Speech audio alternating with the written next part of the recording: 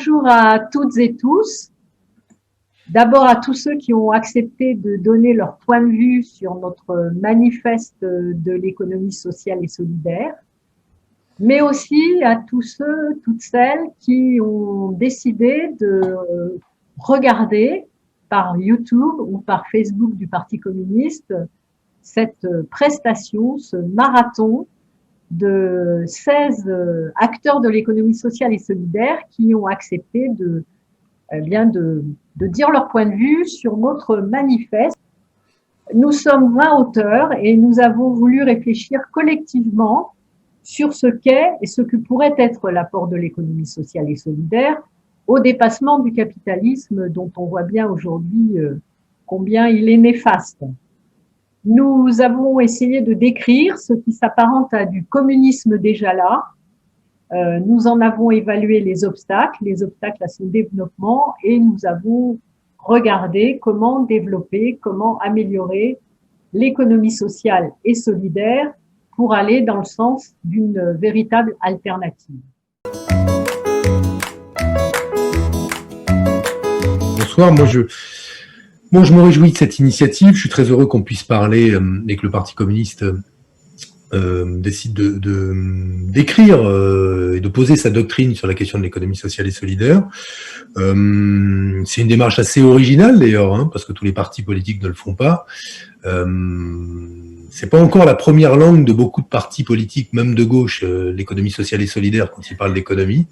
Ça reste une deuxième langue, ou sinon une troisième langue, voire même pour certains une langue morte, tant finalement il apparaît que plusieurs partis politiques ne savent même pas définir ce qu'est l'économie sociale et solidaire, sinon vaguement à travers le renvoi au modèle coopératif, un peu au modèle mutualiste. Parfois on se souvient que les associations aussi sont dans le champ de l'ESS, parce qu'il y a beaucoup d'entreprises associatives, mais ça reste quand même pas, c'est rarement une première langue. Donc je suis très heureux que le Parti communiste s'y intéresse, surtout que historiquement par ailleurs le Parti communiste et l'économie sociale et solidaire, c'est pas non plus une histoire qui était une histoire simple. Le fait d'imaginer que les travailleurs puissent être directement sociétaires et être associés au capital de l'entreprise, c'était pas spontanément le modèle qui a pu apparaître comme l'instrument ou le moyen pour permettre l'émancipation. Or aujourd'hui on voit que dans cette histoire qui a été celle du mouvement coopératif, notamment et mutualiste, il y a des formes d'émancipation, ou en tout cas de citoyenneté dans l'ordre économique qui sont apparues, imparfaites, largement améliorables, mais qui sont intéressantes et à mon avis qui justifient en tout cas qu'on s'y intéresse. Bon, donc moi je suis très heureux que le PC fasse ça.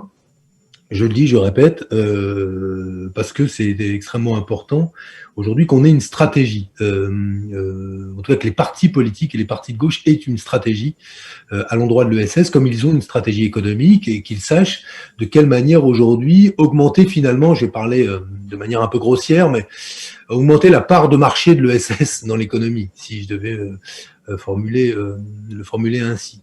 Ce qui était d'ailleurs l'ambition de la loi sur l'économie sociale et solidaire, puisque dans son exposé des motifs, on évoquait le changement d'échelle de l'ESS. Manière de dire qu'il devait y avoir plus de coopératives, plus d'entreprises associatives, plus d'entreprises sociales, plus d'entreprises mutualistes. Pour autant, si ces stratégies ne sont pas assumées dans la continuité par les pouvoirs publics, on voit bien que le modèle dominant reprend spontanément le dessus. Je pense même pas qu'il y ait eu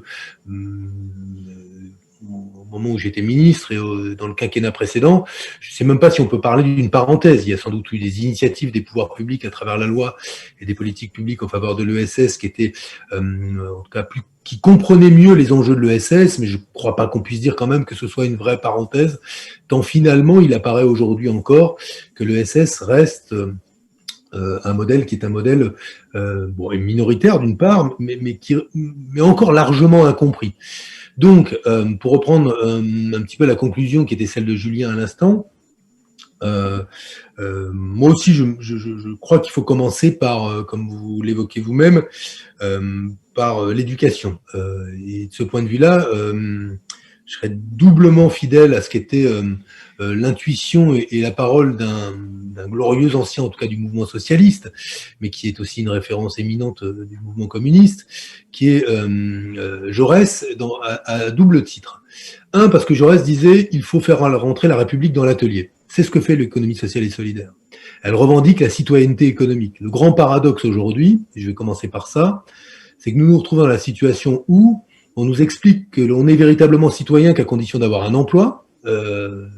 Pourquoi ? Parce qu'on conçoit qu'être citoyen, c'est être utile à la collectivité, qu'on ne serait utile à la collectivité qu'en produisant des richesses matérielles. Or, aujourd'hui, l'entreprise, l'emploi, c'est un contrat de travail, la plupart du temps, pas toujours, mais c'est un contrat de travail qui suppose un lien de subordination à l'employeur. C'est-à-dire qu'en fait, vous n'êtes pas citoyen. Et donc, on serait véritablement citoyen en faisant l'expérience de la non-citoyenneté. Quel curieux paradoxe que notre époque où, pour être citoyen, il faudrait avoir un emploi, et en fait, dans l'emploi, on découvre qu'on n'est pas souverain et qu'on est subordonné à un autre auquel on vend sa force de travail contre un salaire, mais qui réclame à côté l'obéissance et le fait d'être inscrit donc dans un lien de subordination. Je ferme la parenthèse, mais cela veut dire que donc la promesse, ou en tout cas le rêve qui était celui de Jaurès est tout sauf accompli dans l'ordre économique, et qu'il faut donc soutenir l'économie sociale pour cela, parce qu'elle tente de s'approcher d'une forme de citoyenneté économique. À mes yeux, si je dois creuser, je pense que le modèle qui s'en rapproche le plus est celui des SCOP, SIC, CAE, c'est-à-dire de ces coopératives où les travailleurs sont véritablement associés à la décision. Après, les mutuelles, aujourd'hui, à travers le rôle de leurs sociétaires, s'en rapprochent, mais on a assisté à des phénomènes de consolidation tels que organiser la démocratie dans des mutuelles qui sont des mutuelles qui sont des mastodontes, avec en plus, je ne vais pas rentrer dans les détails, mais le fait que l'ANI a supprimé le principe de l'adhésion individuelle à une mutuelle pour que ce soit des décisions collectives d'entreprise, ce qui fait que vous ne choisissez plus votre mutuelle, c'est votre entreprise qui vous la donne. Tout ça, évidemment, fragilise un certain nombre des modèles de l'ESS. Ce qui suppose donc, je reviens au deuxième aspect qui a été invoqué un peu par Julien à l'instant. Pardon, j'ai pas écouté Fanelli qui, je crois, parlait avant moi, mais bon, de toute façon, si elle a parlé avant moi, en général, je suis toujours d'accord avec Fanelli. En tout cas, dans l'histoire, ça c'est toujours trop. Donc, là, sauf à ce qu'elle ait fait un grand tournant, là, je pense que j'étais d'accord avec elle. Mais c'est là qu'elle va rebrancher son micro et dire pas du tout. J'ai dénoncé la loi inique sur l'économie sociale et solidaire de 2014, et là, je vais être très très mal. Mais bon, je ferme la parenthèse Fanelli Carré-Comte pour dire que le deuxième aspect que vous évoquez dans votre manifeste et qu'a évoqué Julien, c'est la question de l'éducation. Et je reboucle avec Jaurès.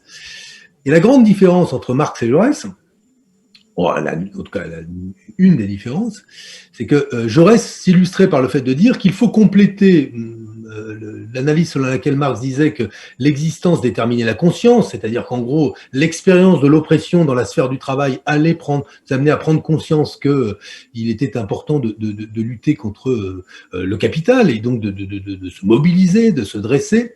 Jaurès y rajoutait la question de l'éducation. Et il disait que l'accès à la connaissance par l'éducation forge aussi la conscience. Et qu'avant même de goûter au fer brûlant du capital, c'était pas mal d'utiliser l'arme des instituteurs, de l'école publique, de l'instruction, pour forger des consciences. Et je crois que ce qui manque, alors qui est en partie comblé par l'ESPER, qui fait du boulot avec le ministère de l'Éducation nationale, mais que nous avons besoin aujourd'hui, dans la mission éducative qui est celle de l'école publique et l'éducation nationale, on apprenne que l'entrepreneuriat, ça n'est pas que faire de l'argent. Que le moteur pour créer une entreprise, ça n'est pas juste vouloir la créer pour pouvoir la vendre très très cher et faire une jolie bascule en termes d'argent à la clé et de plus-value à la clé. Et que tout ça, moi qui donne des cours à Paris 8 sur l'économie sociale depuis plusieurs années maintenant, je me rends compte que culturellement aujourd'hui, ce moteur, le moteur principal de l'entrepreneuriat, c'est de se dire j'ai une idée, je la fais fructifier et en la faisant fructifier un jour, je revendrai le résultat de cette initiative plus cher que ce que ça m'avait coûté au départ. Donc, on a besoin aujourd'hui d'avoir une vraie stratégie éducative, ce que vous avez parfaitement compris et qui me semble tout à fait crucial. En plus, bon, Julien, qui est là et qui opine du chef, ce qu'ils font avec Y est remarquable, puisque ça va dans le sens de l'éducation populaire et que ça participe à la fois sur les questions écolo, mais sur les questions ESS de tout ça. Mais je le dis d'autant plus que, bon, voilà, ça me semble être tout à fait décisif. Et le champ de l'éducation populaire est évidemment un débouché naturel, mais bon, là, on pourrait faire un débat sur l'éduc-pop aussi. c'est pas le sujet. Mais bon, en tout cas, si ça a des défauts, autant ça justifie d'ailleurs qu'on s'y investisse et qu'on s'y implique. Mais ce que je veux dire, c'est que voilà ce qui. Bon, il me semble que la question éducative est absolument centrale, parce qu'en fait, on a besoin d'entrepreneurs qui, à un moment, se disent c'est ce modèle-là que je veux. C'est pas juste des gens qui sont des repentis du grand capital. C'est bien, hein, c'est plus il y en aura, mieux ce sera. Bon, dernière chose, si je pouvais me permettre une remarque et une réflexion, je crois que l'ESS, elle doit, certains commencent à y travailler, mais réfléchir à la façon dont elle doit proposer des référentiels, notamment sur ce qu'elle est la seule à faire, la citoyenneté économique. Parce qu'en fait, le sujet sur lequel l'ESS est incomparable, c'est la question de la gouvernance démocratique. Parce que associer toutes les parties prenantes, comme le font les entreprises à mission, comme le font les boîtes qui se dotent d'une raison d'être, ça n'est pas gouverner démocratiquement. Parce que la question centrale qui n'est pas mise en débat dans ces entreprises-là, c'est celle de l'argent, c'est celle de la redistribution des richesses. Or, une entreprise de l'ESS met la question de la redistribution des richesses en débat, ce qui est donc en fait la répartition des résultats, pour faire plus simple, et c'est ça qui est central. Parce que si cette question-là est mise en débat, alors là, effectivement, le pouvoir est partagé et le destin de l'entreprise change et la reconnaissance du rôle de chaque partie prenante est fondamentale. On n'est pas juste associé pour savoir si on met du Coca ou du Fanta dans la machine à café, bon j'exagère un peu, ou sur une grande consultation sur la raison d'être. C'est intéressant que ces consultations existent, mais je crois que c'est dans ce domaine-là qu'un référentiel de l'ESS doit exister et que des entreprises doivent travailler. Bon voilà, je ne sais pas si je suis dans les clous de ce que Sylvie, tu souhaitais que je dise et que je fasse. Puis en plus, je ne veux pas parler trop longtemps, j'ai aucune idée du temps que j'ai parlé. Mais voilà, en tout cas, les pistes dans lesquelles je pense que... Tout va bien. Voilà. Merci Benoît, tout va bien. Ça m'inspire déjà. Bon, et bien sûr, il y a tous les aspects de l'éducation sur lesquels... sans rien vous cacher, nous essayons de travailler avec nos camarades spécialisés dans l'éducation pour voir comment on peut avancer là-dessus. Mais au-delà de la répartition des résultats pour créer une véritable citoyenneté économique, on peut même parler de droit de propriété. Et tu sais combien nous avons lutté pour le droit de préemption des salariés dans leur entreprise. Nous n'avons pas réussi à introduire ça dans la loi. On a introduit un petit peu d'information des salariés, mais ça n'avait pas grand-chose à voir avec le droit de préemption. Et je pense qu'il faudrait tous ensemble reprendre le métier, l'ouvrage sur le métier en ce qui concerne la possibilité d'avoir une loi sur le droit de préemption des salariés en cas de vente de leur entreprise. Ça permettrait, et on voit aujourd'hui combien, avec les difficultés des entreprises dues à la Covid, combien d'entreprises qui sont en train de se poser la question de fermeture pourraient devenir des entreprises coopératives. Mais je veux pas... Sylvie, là-dessus, si tu veux, si on pourra en parler, mais moi, j'ai aucun problème avec ça. Mais comme on a bossé pendant au moins 1 an ou 2 ans là-dessus, Ouais. Notre sujet il est constitutionnel. C'est comme pour beaucoup de choses, c'est qu'il faut qu'on change la constitution de la 5e. C'est que le droit de propriété, la liberté de commerce pèsent maintenant tellement dans le droit français et au sommet de la hiérarchie du droit qu'effectivement nous sommes empêchés sur beaucoup de sujets de pouvoir légiférer comme nous le souhaiterions. Et je me souviens du cheminement qu'on avait fait avec les parlementaires de l'époque, d'ailleurs de toute la gauche, et je les remercie de l'avoir voté d'ailleurs à cette époque-là, la loi ESS au Sénat et à l'Assemblée, on avait réussi à rassembler toute la gauche.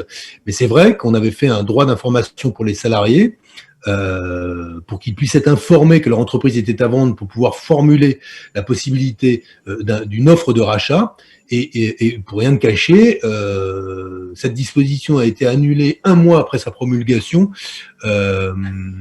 et annulée pas par Macron, président de la République, par Emmanuel Macron, ministre de l'économie. Fanny doit s'en souvenir, puisque les dispositions ont été retoquées dans les lois Macron quand une fois d'ailleurs que moi j'étais plus au gouvernement à cette époque-là, mais c'est intéressant de voir que même cette disposition, qui était une disposition finalement pas si terrible que ça, informer les gens que leur boîte est à vendre, même cette disposition avait été retoquée. Mais je redis notre problème sur la question de la préemption qu'on voulait mettre en place sur le modèle de ce qui se passe aujourd'hui dans d'autres domaines, le logement, etc., en fait, se heurtait, d'après toutes les expertises qu'on avait du Conseil constitutionnel et du Conseil d'État, à un problème de non-constitutionnalité. Il n'y a rien de pire que de faire passer une loi et de faire croire aux gens qu'on va tout changer pour se faire retoquer au Conseil constitutionnel. Parce qu'en fait, ça aurait été ignorer ce qu'on savait déjà, quoi. Ça aurait été faire preuve d'une grosse hypocrisie. Voilà, je redis, parce qu'on avait beaucoup bossé, même y compris avec le groupe communiste à l'époque là-dessus. Fanelli s'en souvient sans doute, puisqu'elle était une des parlementaires qui a suivi beaucoup ces questions-là. Je continue à penser que c'est un mauvais argument, mais qui n'est pas de toi, mais qui est du Conseil constitutionnel ou d'experts qui n'ont pas vraiment bien regardé la chose, mais bon, on en rediscutera.